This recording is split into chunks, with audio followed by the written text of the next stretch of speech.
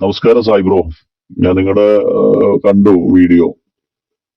മേൽപ്പറഞ്ഞ ആളെ കുറിച്ചുള്ള സത്യസന്ധമായ കാര്യങ്ങളാണ് നിങ്ങൾ ചെയ്തത്. അയാള് സെക്ഷുവലി അബ്യൂസ് ചെയ്ത 2-3 കഥകൾ എനിക്കറിയാം. ഒന്ന്, അദ്ദേഹം 2010 ഒരു ഹോമോസെക്ഷൽ ഇടപാട് നടത്തിയിട്ടുണ്ട്.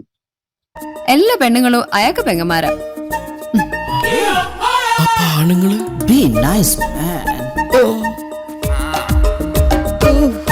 നടത്തിയിട്ടുണ്ട്. ആ കഥ മഞ്ചേരി ഭാഗത്തുള്ള ചില ഉദ്യോഗസ്ഥർക്കൊക്കെ അറിയാം. 2010-11 കാലത്താണത്. അതിനുശേഷം പിന്നീട് അറിയുന്ന കഥ എന്ന് പറയുന്നത് വർഷങ്ങൾക്ക് ശേഷം ഭർത്തൃമതിയായ ഒരു സ്ത്രീയെ ഇയാള് വിവാഹ വാഗ്ദാനം നൽകി 2 മക്കളുണ്ട്, നിരന്തരം പീഡിപ്പിച്ചു.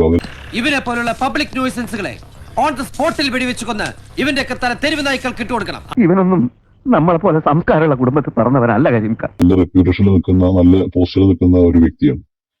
അവസാനം ഇവര് തമ്മിൽ സാമ്പത്തിക ഇടപാടിന്റെ പേരിൽ തല്ലിപ്പിരിഞ്ഞ് 10 ലക്ഷത്തിൽ പല രൂപയാണ് ഈ പെണ്ണിന് ഇയാൾ തട്ടിയെടുത്ത്. അതിൽ 6 ലക്ഷം രൂപ കൊടുത്തു, ഇനി 4 ലക്ഷം രൂപ കൊടുക്കാൻ അങ്ങനത്തെ ഒരു ഇടപാട് ഇവരമ്മിലുണ്ട്. അവസാനം ബന്ധുക്കളൊക്കെ മദ്യം പറഞ്ഞ് ഭാര്യ ഇവരറിഞ്ഞ് ഭാര്യ പിണങ്ങിപ്പോയി.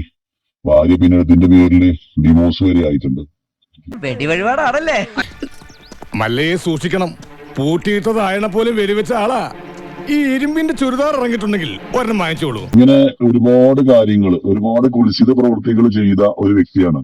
പക്ഷെ ഈ എന്താ പറയാ, സോഷ്യൽ മീഡിയയിലെ ഈ സദാചാരവാദികളൊക്കെ ഉണ്ടല്ലോ, ഇയാളെ സപ്പോർട്ട് ചെയ്യുന്ന ആളുകള്, ഇവർക്ക് ഈ കാര്യങ്ങളൊന്നും അറിയില്ല.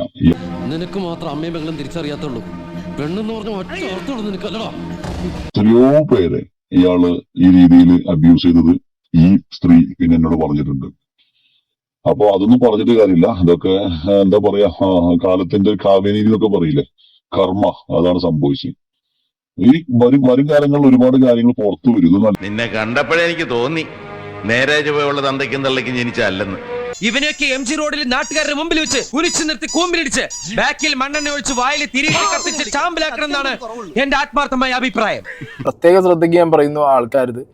ഇവന്റെ വീട്ടിലുള്ള സ്ത്രീകളോടൊന്ന് ചോദിച്ചു നോക്കണം, അതിലെത്ര പേരെ ഇവൻ ഉപയോഗിച്ചിട്ടുണ്ട് എന്നുള്ളത്. ഞാൻ പച്ചക്ക് ഞാൻ പറയാണ്. ഇവനൊക്കെ എന്ത് ചെയ്യണമെന്നറിയാവോ? വീട്ടിൽ വെച്ച് കൊല്ലണം. മാത്തച്ഛൻ എന്ത് പറയുന്നു? അതാ ചെയ്യണ്ട.